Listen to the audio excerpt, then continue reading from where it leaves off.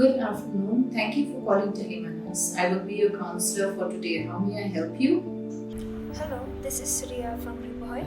I called this number with regards to my father. We were talking the other day and he told me that he was feeling so low. He feels like he doesn't get that respect anymore, especially because he's retired now.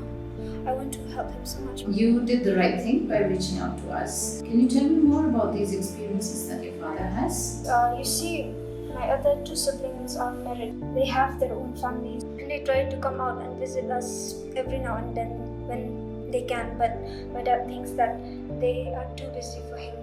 He feels so left out, especially during the day when he is home alone and has nothing to do. Now, here's something I'm sure would help. You could consider asking your father if he would like to participate in a locality event or maybe offer to volunteer for some community work. So it would be a great way for your father to stay active and connect with others. Also, you can help your father look for opportunities.